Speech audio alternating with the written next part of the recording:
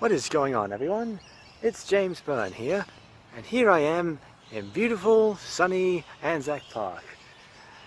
There are many memorials dedicated to the military service of Townsville around here, but what I just found out was there lies a secret and forgotten tale.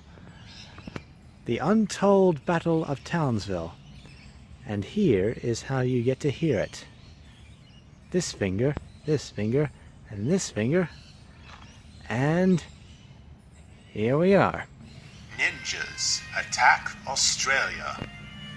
In the build-up to Japan's attempt to capture and occupy Papua New Guinea, the ability of the Allies to quickly bring supplies from Australia was seen as a huge concern. As preparations for the attack on Papua New Guinea intensified, it was decided to employ Japanese shinobi in a daring sabotage mission against the Australian mainland. Townsville, being the closest large port to Papua New Guinea, was chosen as the first target. The plan was simple. A highly trained group of shinobi would be inserted at dusk into the port through the use of traditional kite methods and would be extracted through the use of flying boats at dawn. Once in the port, they would destroy as much equipment and kill as many important personnel as possible before escaping. If successful, it was thought that similar operations around Australia would first damage important infrastructure that would take time to repair, but also would cause large amounts of men and materials being dedicated to the defense of the ports, making the attack on Papua New Guinea an easy matter. In July of 1942, the operation ran into trouble from the start. While the flight into Australia went off without a hitch, strong winds meant that the shinobi landed far from the intended target. This meant an in-and-out operation conducted in a single night would be impossible.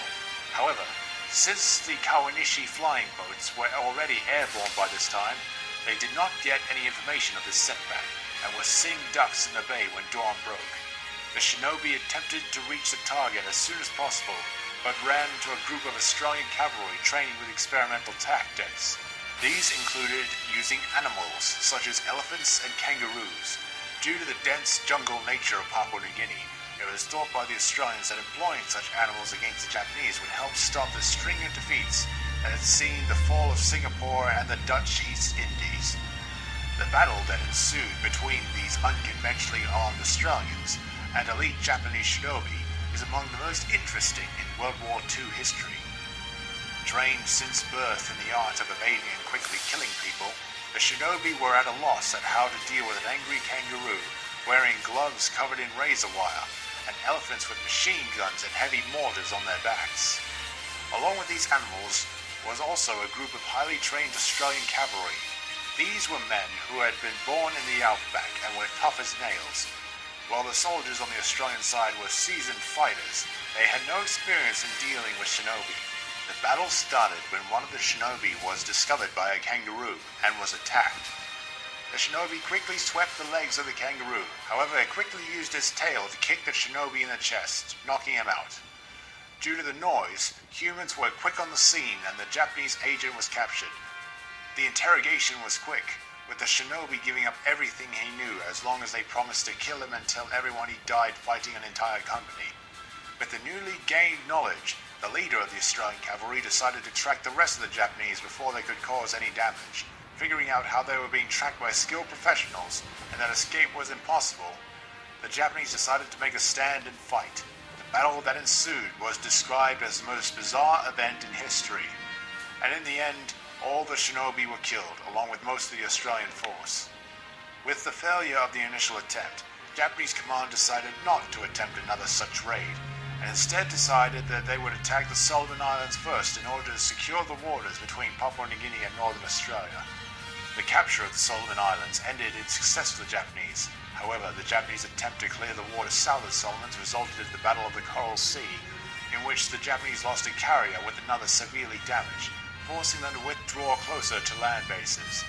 This allowed supplies to continue to flow between Australia and Papua New Guinea, strengthening the Allied positions in the Pacific. The Australian survivors would later go on to form the Z Special Unit, an elite unit specializing in crazy attacks and general-purpose shenanigans, using skills learned in their battle with the Japanese shinobi. they would go on to pull off such daring raids as sneaking into Singapore Harbour and sinking Japanese shipping in the middle of the harbour. On the one-year anniversary of the Battle of Townsville, in honour of the men who had died fighting to protect the town, Zed's Special Unit decided to stage a practice raid against the harbour. However, they neglected to mention this practice raid to the Townsville authorities. In spite of this, their raid was successful and none of the commandos were caught.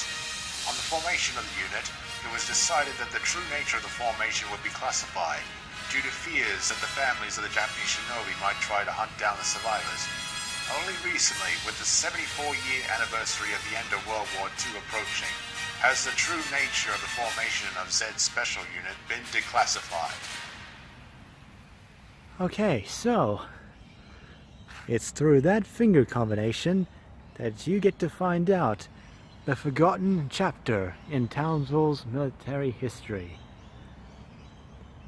I heard that it's supposed to be declassified soon, but feel free to come down and try it for yourself.